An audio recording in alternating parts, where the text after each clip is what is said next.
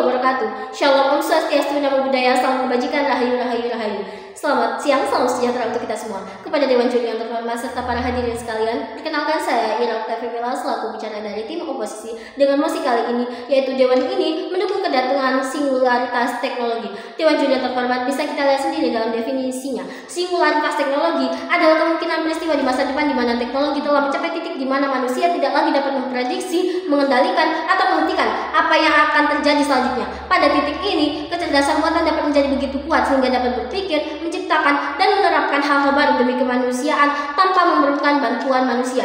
Maka singkatnya, singularitas teknologi adalah sebuah konsep teoritis yang menyatakan bahwa kemajuan pesat teknologi, khususnya dalam kecerdasan buatan atau AI, suatu hari nanti dapat melampaui kendali dan pemahaman manusia yang secara fundamental akan mengubah peradaban manusia. Ini membuktikan bahwa singularitas merupakan ancaman yang sangat besar Dewan Juri yang terhormat. Walaupun singularitas ini adalah sebuah konsep teoritis, tetapi hal ini tetaplah mengkhawatirkan, mengingat sekarang banyak orang selalu mengandalkan tenaga AI dibanding berusaha sendiri. Dari latar belakangnya sendiri, singularitas teknologi adalah suatu masa ketika kecerdasan buatan berkembang jauh sehingga melampaui kecerdasan manusia dan mengubah peradaban dan umat manusia. Karena kemampuan kecerdasan semacam itu sulit untuk dipahami manusia, singularitas teknologi sering dipandang sebagai peristiwa mirip singularitas gravitasi yang setelahnya masa depan umat manusia tak dapat diprediksi atau bahkan tak dapat diukur. Istilah singularitas dalam konteks ini pertama kali digunakan oleh matematikawan John von Neumann pada tahun 1958. Mengenai ringkasan percakapan dengan von Neumann, Stanislaw ulang menjelaskan percepatan kemajuan teknologi dan perubahan mode kehidupan manusia yang seolah-olah mendekati singularitas dalam sejarah ras di luar manusia tidak bisa dilanjutkan lagi.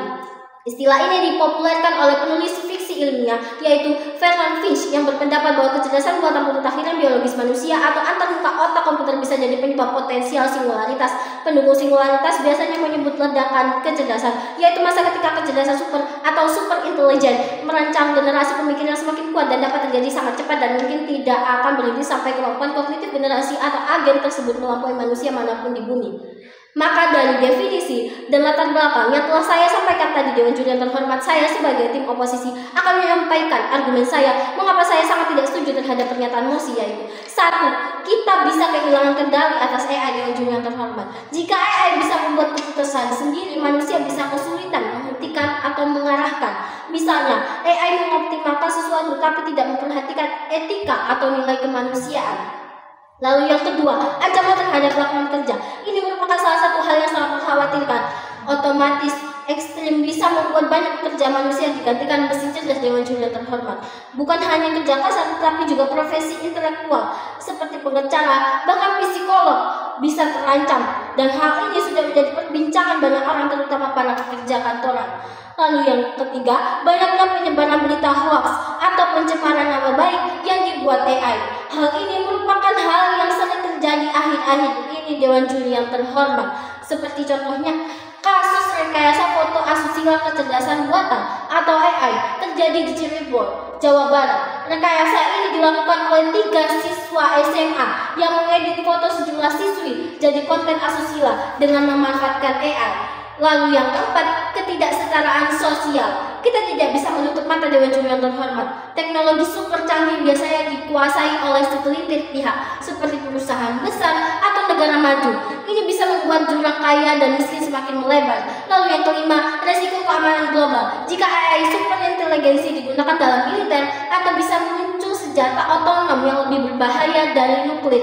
Hal itu sangat bisa terjadi Dewan Juri yang terhormat. Negara atau kelompok yang salah menggunakan bisa mengancam stabilitas dunia. Lalu yang keenam, krisis identitas manusia. Jika mesin lebih pintar dari manusia, muncul pertanyaan, masih pentingkah peran manusia?